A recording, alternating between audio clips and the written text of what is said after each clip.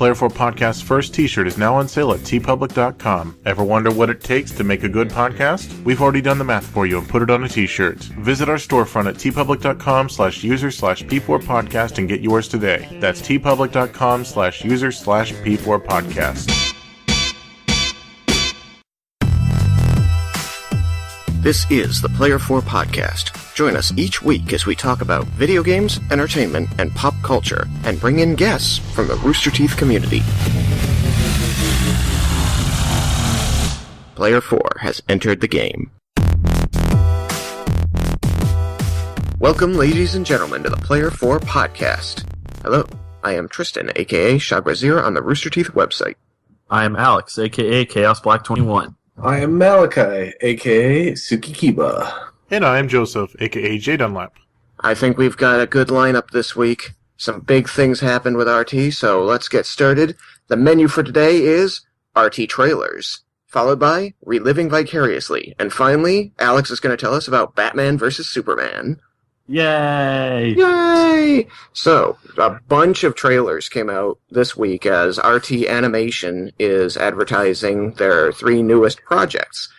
2 2D animations and 1 3D animation. Everybody knows and loves RWBY Season 14, so we got to have a little bit of an intro on that. Then they introduced us to their newest 2D show called Camp Camp, and finally, RWBY Chibis. So let's have a little discussion about what we saw. Alex, what did you think of the RWBY Chibi? Well, first off, this was all part of their birthday celebration on April 1st when they turned 13. It is 13th birthday for Rooster Teeth. RWBY Chibi. You don't really get to see much other than the fact that you see a chibi version of RWBY pushing out the word chibi and the symbol for the RWBY coming down on the other side and kind of scaring her. But it's super cute, right? Oh, the cuteness factor is just like times level 10. So would you watch it? Would you at least give it a shot? Of course I'll give it a shot. It's RWBY. I love RWBY, so I kind of want to see what they do with this. I saw in the comments underneath the video, someone put, so is RWBY like Teen Titans and RWBY Chibi like Teen Titans Go? I hope not. I did not enjoy Teen Titans Go. So yeah, I think everyone's like kind of worried about that who knows about Teen Titans and Teen Titans Go. Teen Titans was such a good show. Oh, it was. And the theme song comes up every now and then on my Pandora Jeff Williams playlist. There you go. Joseph, you saw this Chibi trailer, right? That was a busy day for me. I did not see that third trailer. Okay. Well, what do you think, hearing what you've heard, is that, like, I know that Rooster Teeth have been coming out with a lot of new shows and new content lately, but did this sound like something that might interest you? Okay, I've heard you guys talking about it, but what is RWBY Chibi? As far as we can tell, which isn't much, I would estimate that it's going to be like a light-hearted side story, silly antics kind of a thing, which is where Alex's comparison to Teen Titans Go came from, which was you took the very serious Teen Titans show, which was about them forming their team and having all of these in-character conflict and yada-yada life stuff, and then basically took those same voice actors, gave it a little bit sillier animation, and then had basically no character development going on as they just went and did silly antics. It could end up being something like that. I wouldn't actually be too surprised.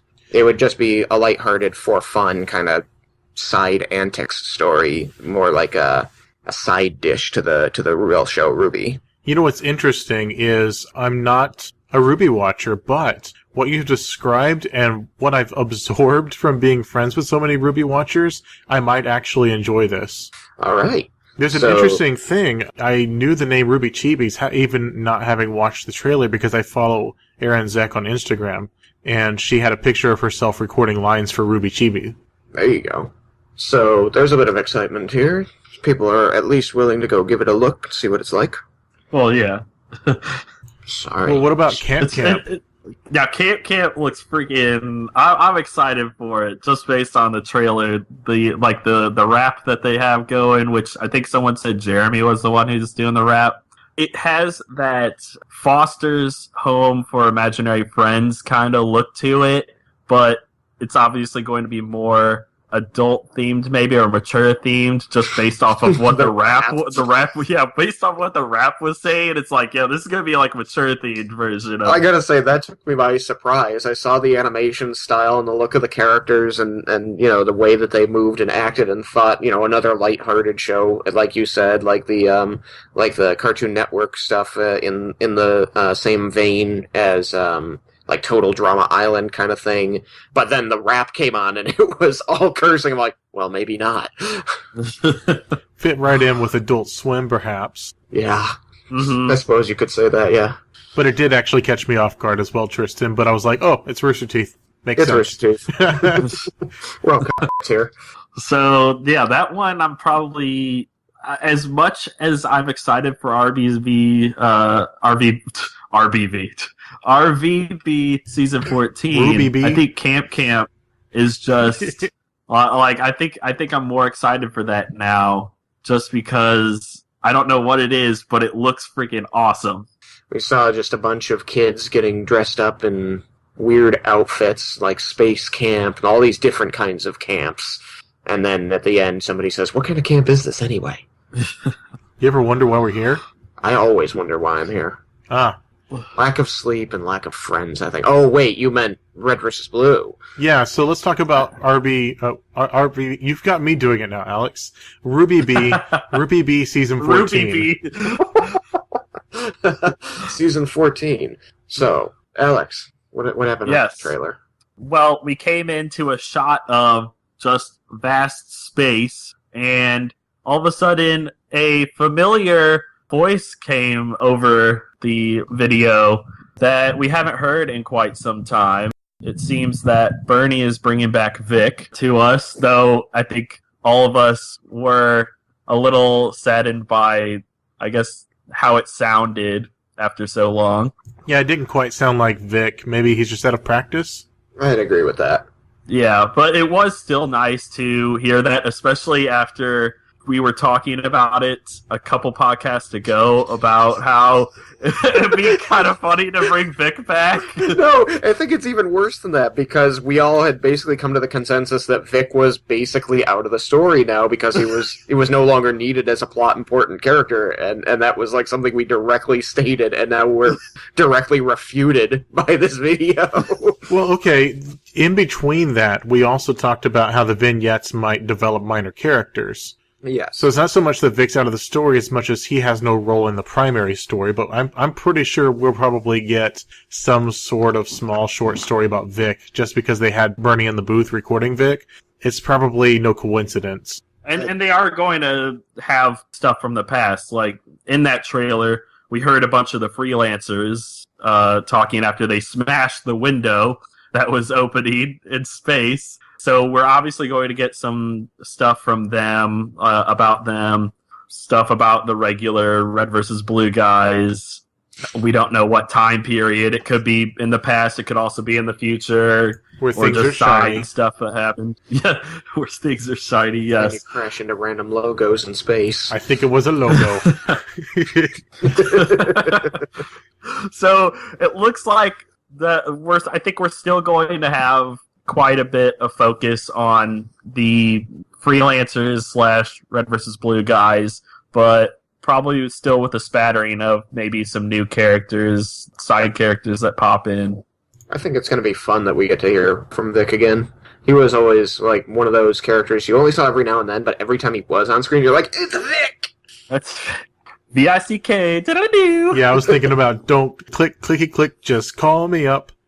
His answer 555 VICK. Even though it's not spelled that way. No. He needed four letters. And seriously, who's got a 6-digit phone number? Our episode that we did 2 weeks ago, which was talking about the vignettes and talking about Re-Living Vicariously and all that, and it had Red versus Blue in the title, that actually went over pretty well with our listeners. That actually had record number views on YouTube as far as like recent videos we've done.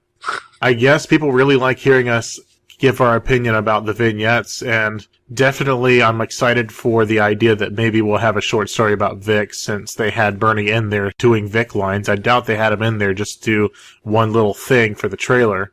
Maybe it'll be like a day in the life of Vic or something. I would like that. I would enjoy that. A day in the life of a computer AI. Vic's not a computer AI? Yeah, seriously.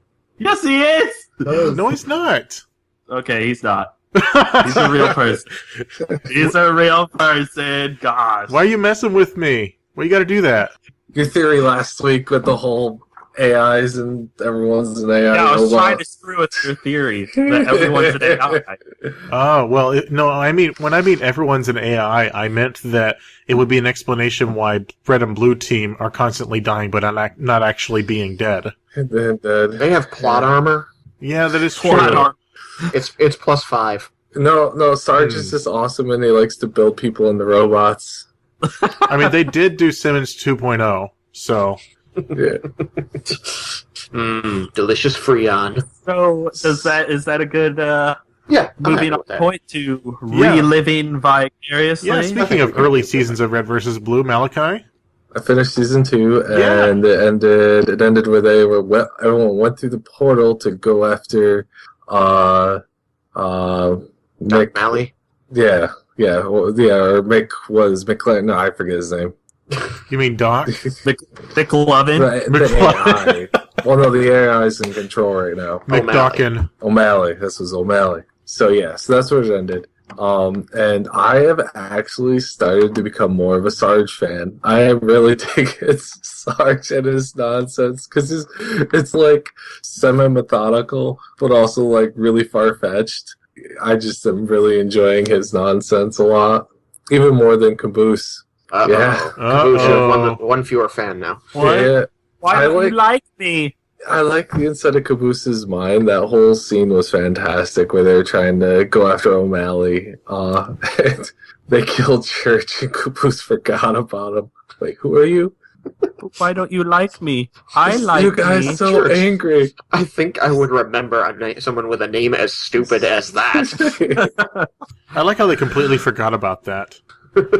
Like, there's never anything about that afterward. No, but Really? I did feel a real shift in the way Church and Caboose interact after that. Caboose never goes back ever after that to trying to be Church's best friend.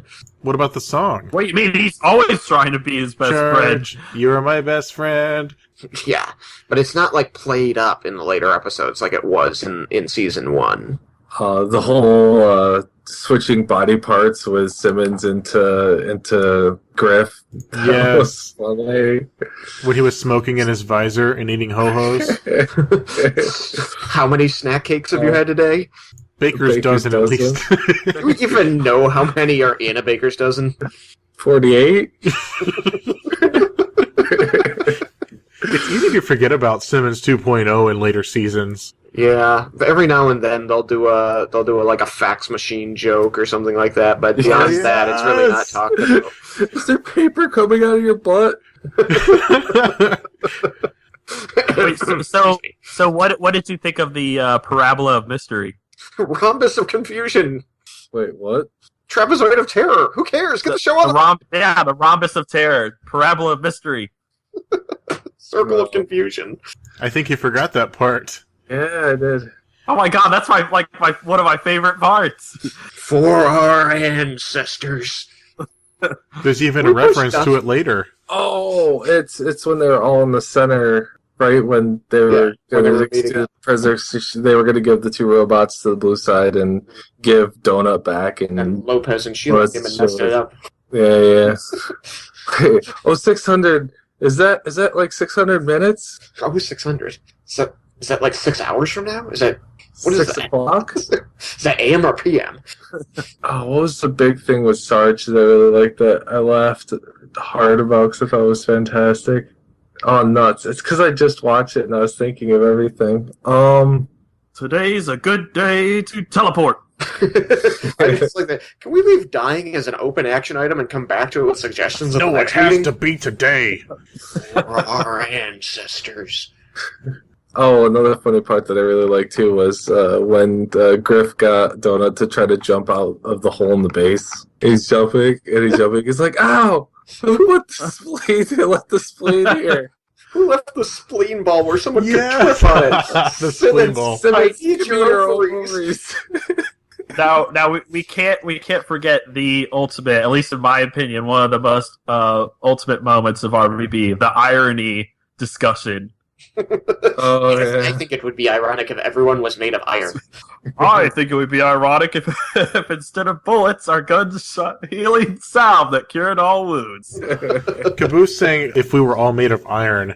That's the kind of that makes me think of the guy that Steve Carell played on Anchorman, the one who says you're invited to the pants party. That seems like something he would say. Now, can we agree that although the situation It's not completely ironic. and they just say the definition of irony? Does defy the logical conclusion. Oh, that actually kind of surprised me too, which also made sense though. When Sarge called up to Vic, it was like, "Is it just Central Command?" Central Command. This is Blood Gulch Outpost number 1. Yeah. So, and Sarge is calling up there, and he's like, "Tucker?" And he's like, "Oh no, yeah." Private Tucker, you're on here too, huh? He's like, "Oh, this is not good for business." I'm going through a total click. So yeah, that was good. And also, it's really fun that O'Malley's in Doc because he's a pacifist. You're a And- baby suck on. O'Malley's so evil. So. How many conversations have there been on the show where they get so derailed that it says like 30 minutes later, 2 hours later? Oh, that was another one in there. It was the point It was the where irony point. was it the irony? Yeah, it was. Yeah, the it was the irony. irony point. Yep. I don't know. I think it's like almost always 2 hours later. For some reason, they just chose, it's going to be 2 hours later for So most of much these later. discussions. One of them was, I would just like everyone to know that I'm a girl and I like pink ribbons in my hair and Tristan's a gay robot. Hey, that's true. I resemble that remark. That makes you an engineer. Ah, yes. Bolt, I am a gay robot. a gay pirate robot. That's a southern I draw the accent. I draw the I line, not be pirate. very consistent. That's a great stuff. It's southern accent. I think the sequences in Caboose's head are some of the best in the season. Mm. The way that he represents in his mind all the different characters. He thinks Donut's a girl, for example. Tucker's a loser. Church is his best friend. He doesn't know Sarge's accent.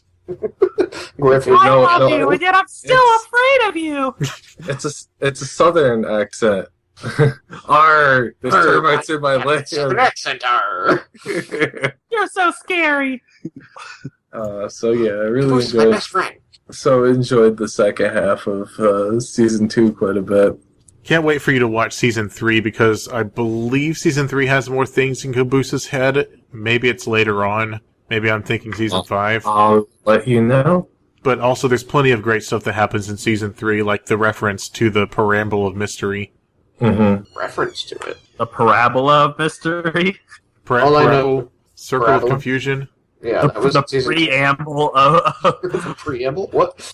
I just know that season 3, if it has the teleporter, then it has the flag zealots. I will let you know. Yeah, I think- the flag zealots are there. Yeah, they're like in the first episode or something. Because everybody goes to a different place. It's great. Actually, another fantastic part. Dirtbag. Whack. Good word, dirtbag. Let me try Alright, that. you're playing Code word this game. dirtbag. It was great when he did it to himself. Freaking great. I want to try, sir. Alright, so the final topic we wanted to talk about was Alex was going to tell us about Batman vs. Superman, because none of us have seen the film and we don't know if we want to. I'm interested in seeing it, but I haven't had time yet. So it's one of those movies where I'm not going to scramble to go see, which unfortunately usually means I won't see. But speaking of that, I did buy Star Wars on DVD this week. Alright, you now have 2 copies of A New Hope. No, I bought the new one. Yeah, A Yeah, new the copy new one, of A A New New Hope. Hope. A New Hope Tristan. 2.0. No, I but enjoyed it. I will probably see it when it's on DVD and I'll rent it. It's not that I don't want to see it. It's that there's a lot of hassle involved when you're a parent and when you're a teacher. You don't have time, you don't have money. So, I very much want to hear what Alex has to say about it. I've seen other people's opinions. I saw what Matt had to say about it. And I've seen the negative reviews. I've seen impartial reviews that were not necessarily ringing reviews. I even saw the sad Ben Affleck meme. Oh, So there's quite a bit. So based on all the reviews you've seen, have you noticed a higher negative feedback than positive, or kind of equal? What I noticed was a lot more negative feedback from critics than from actual fans, but the common strain was that it was about 5 different movies, and it's just the position that DC is in, that they had to basically go from Marvel's Phase 1 until Phase 2 all in one movie. So it ended up feeling like 5 different. It ended up feeling like 5 different movies. So not too terrible. It's just they tried to put way too much in it. I'm curious to hear what Alex has to say about it, though, since he's actually seen it. Yeah. That's what I heard. The sad Ben Affleck meme was actually, there was an interview that he did with the guy who played Superman. The person doing the interview said the film got some negative review, or mixed review, which means bad review. And then the video zooms in on Ben Affleck, and he just looks broken, and it starts playing a sad Beatles song while the guy who plays Superman is answering the question. And then after he finishes, he zooms back out, and Ben Affleck says, "I agree." I agree. Okay, Alex, I want to know what you think of the movie. Okay, so Batman Superman. I actually this is the first time I saw a movie in 3D as well. Not necessarily planned to see it in 3D. It's just my friend who got the tickets didn't know that he purchased 3D tickets, and so when we got there, we're like, "Oh, it's 3D." For like completely ever first time? Yes, I've never seen a movie in 3D in theaters because it never really appealed to me. To me, I can live without 3D. I'd rather just focus on the movie and not the crazy effects that it can do. But it didn't. The 3D didn't take away from it. It was fine. It's not worth the extra money to go see 3D. But back to the movie. I am not usually critical with movies. Those of you who have seen my Scorch Trials review episode would care to disagree. But I enjoyed Batman Superman. I didn't actually think of it as 5 different movies. I could see maybe 2, 3 movies tops, but it definitely wasn't 5 movies to me. It does start off slow. It definitely simmers throughout, and you don't really get much action until about 2/3, 3/4 of the way through the movie.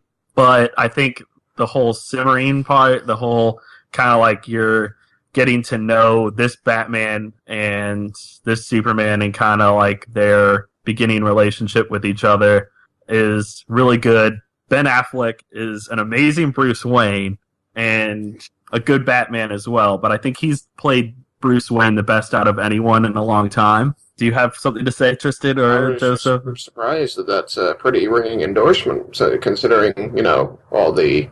Nobody wanted to see Batfleck. Oh, he's going to be terrible. Why would you have Michael Keaton play Batman? Yeah. I called it a year ago. I've got a bad cough. But that's the kind of how it was. Once again, people were looking down on someone playing Batman, and I think everyone that I've talked to, even if they didn't really care for the movie as much as I did, they still say that Ben Affleck had played an amazing Bruce Wayne. So that right there, I think, is enough at least to take a look at the movie. Lex Luthor, who's the guy again? Who's the actor? The guy from Andy Samberg. No, not Andy Samberg. The guy from Social something. Jesse Eisenberg. Jesse Eisenberg. He plays definitely an interesting Lex Luthor. Like the Lex Luthor that I grew up on was the one from the animated series that he was I think he was more calm, more like stoic, and like what he was thinking, and like you couldn't really tell what he was thinking because he was always like stone faced. While Jesse Eisenberg just is like the complete opposite, but I think he played it well. My friend actually said that if they hadn't already cast Jared Leto as the Joker, Jesse Eisenberg's like rendition of Lex Luthor could be a good step to him being the Joker. That's a really strange Lex Luthor, then.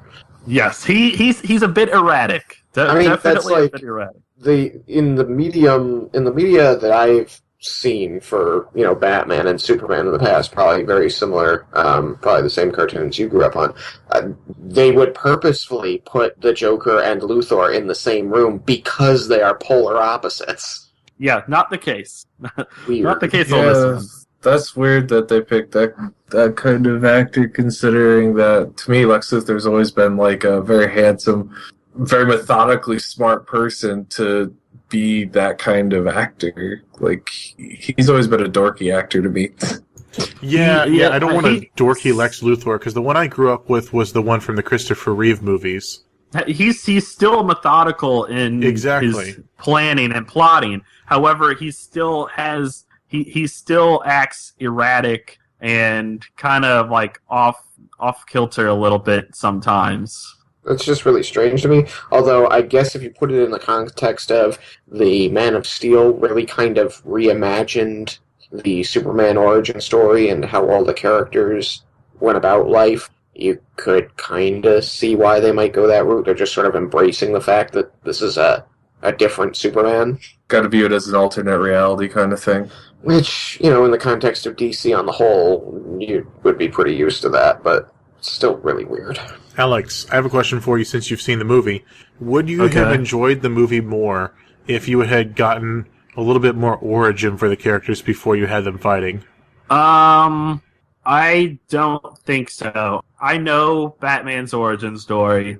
I know Superman's origin story. I saw them discuss this on the podcast, and I kind of agree with it, where every time that you maybe reintroduce the character again, like you're like, okay, this series is done, we're going to start a new series with these characters, or a new rendition. I don't think you need to tell the origin story for them again. These comic book characters are well known, where even people who don't read comics should pretty much know what their origin stories is at this time. But that's not what I said. I said origin, as in like a movie to establish the character. And it would have been neat, to me at least, to get a movie that establishes Batman without having to say how he becomes Batman, because the trailer gives us a bit of backstory showing the Robin armor with haha, joke's on you or whatever. He's got that backstory of having lost Robin to the Joker. I would have liked to actually see that. I would like to see A Death in the Family as a movie, because that would establish that Batman so that we understand where he's coming from when he goes up against Superman. Was it established enough in Batman vs. Superman where that wasn't necessary? As where Batman's coming from? Yeah, the idea that he lost Robin, Jason Todd, I believe. He lost Jason Todd to the Joker, and he's got this whole thing going on with the Joker prior to the Superman conflict. I felt like that would have been a decent origin movie without having to tell his origin story.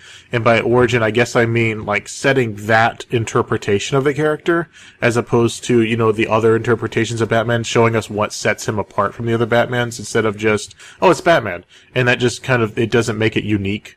They kind of gloss over that essentially what you see with the Robin suit is what you see in the movie, but it kind of comes back, like, in a way, what's on the Robin suit kind of comes back later on in a certain part of the film that I'm not going to divulge yet. Because I don't want to give away any major spoilers. Sure, so there is a sort of payoff to that element. See, my thought was they could have that story as an introduction to Batman before we introduce his conflict with Superman.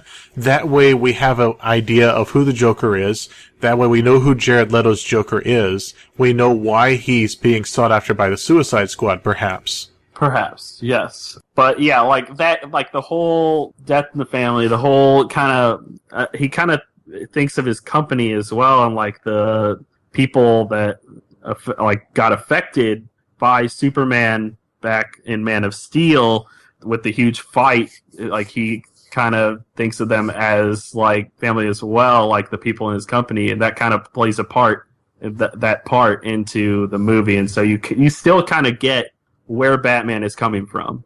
I think you're alluding to something that we won't understand until we see the movie, but I think you're alluding to something, and I think I get what you're trying to say. I think I get something that I'm not going to fully understand until I see the movie. I think you've accidentally revealed something to me. We'll see. I don't know quite what I revealed. A scene from the trailer sounds like you're saying occurs during Man of Steel. Yes. That's cool. I like that. Well, I haven't actually seen Man of Steel.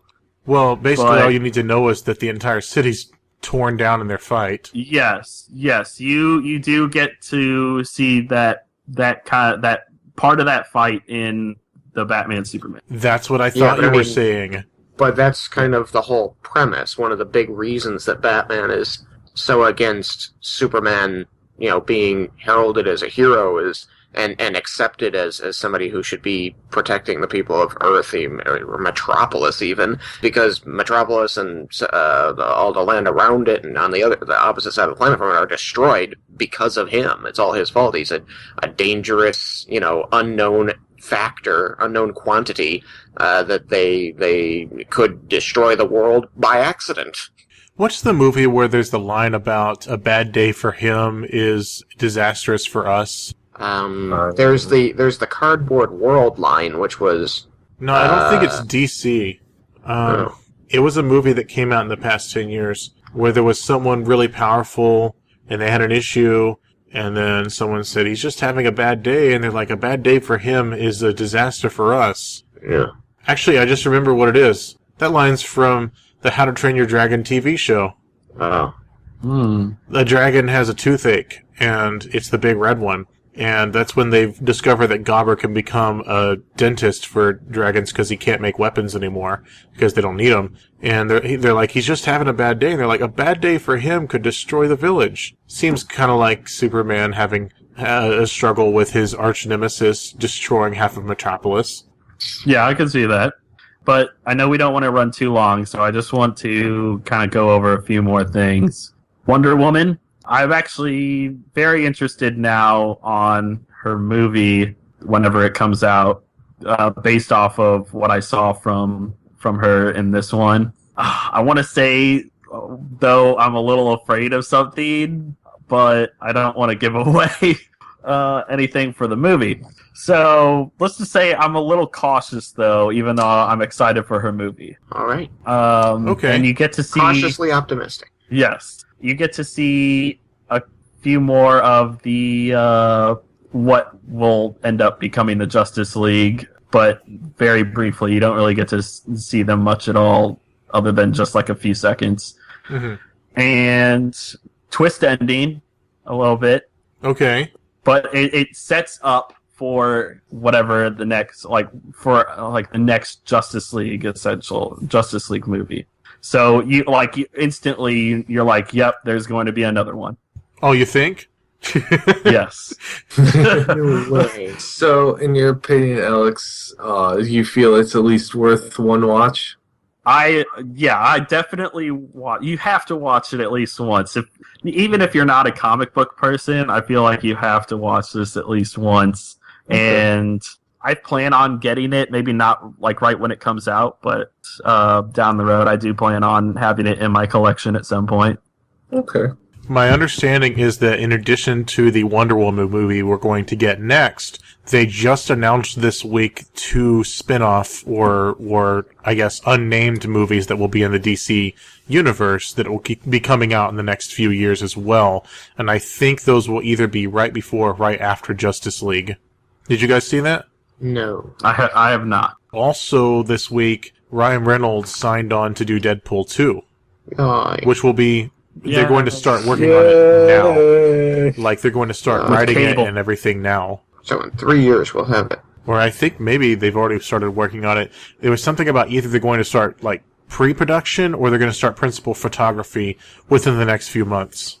I'm sure the pre-production's done by now. It's gotta be, right? So, yeah. I think maybe it's photography. Principal photography starts this, in a few months or something. Cool. Man, I'm excited for that. Deadpool. Yeah. So good.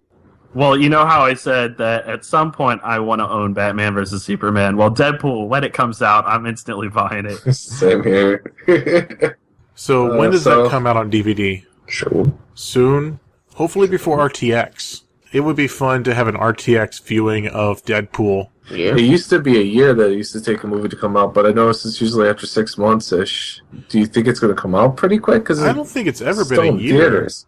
It used to be a full year. Because I know with Lord of the Rings, it was 6 months. Deadpool's still in theaters, though. Like, it's Is it still really? yeah, it's still in theaters at my mall here in Corning. Or, well, it'd be between the Corning and Elmira area. Big Flats, man. Big Flats, yes. I'll be right there. I'll be right. Well, I think lately there have been movies that either did so well or did so poorly that they were out on DVD within a few months, like 3 to 4 months. Sometimes they just needed to make some revenue, and sometimes they're like, you liked this movie, here it is, you know? Mm-hmm. So it's still playing here in Boston, too. Oh, wow. That's amazing. It's still shattering records, too. Mm-hmm. Interestingly, according to IMDb, it got a Metascore of only 65 out of 100. Whatever. But it got an And this is 8.3 why I don't out of listen 10. to critics. Yeah, it got an 8.3 out of 10. I finally weird. got to see the final scene of that movie. Oh, yay. Because we had to leave early because we couldn't sit through the credits and hope for a final scene while we had our kids being babysat at 10:30 at night. So I finally got to see the final scene, and that was a great scene. Yay. By the way, if you plan on seeing Batman vs. Superman in theaters, so you don't waste your time, there is nothing after the credits. What? That's a Marvel thing. They usually do that. Yeah, That's a deal breaker. Yeah. We're not going to get Samuel L. Jackson. No, yeah. Did I mention that video before? The one where Samuel L. Jackson goes to the end of each, several different movies, and he's trying to recruit the people into the Avengers? No. Like, I think he shows up in Paranormal Activity. He walks up to the camera and says, I like your freaky ghost thing, but can you be scary for your country? And then he shows up at the end of a Twilight movie. He's like, I like your freaky werewolf thing, and the girl can come too. Sparkly vampire can't come. Is that a college humor thing? Probably. Probably. I looked it up real quick, and I said typically 2.5 to 4 months after theatrical movie release that it will sometimes release on Blu-ray. The projection on this one site is May 10th. Alright. So Okay. May 10th is what we need to look That was for. more info than I was able to dig up with my 4 button presses. More button pushing. More button pushing. Alright, we go. So, yes, the moral of this discussion is I think that everyone should go see it, or if you can't see it in theaters, definitely rent it and watch it at least once. Okay. Alright, there you go. Don't listen to all the bad things that other people say. Form your own opinion. Exactly. Usually that's the case. Even if your opinion is, I didn't like it, form your own opinion. Yep, I didn't like you. I mean, good night, everybody. I like me. I like me. Doesn't mean we have to agree. What do you want, Caboose? I want a pony. Tacos. Good night, everyone. Goodbye. Oh, good night, honey. Honey, not in those shoes. That was good. Good job, Malachi. We are going to have a talk about color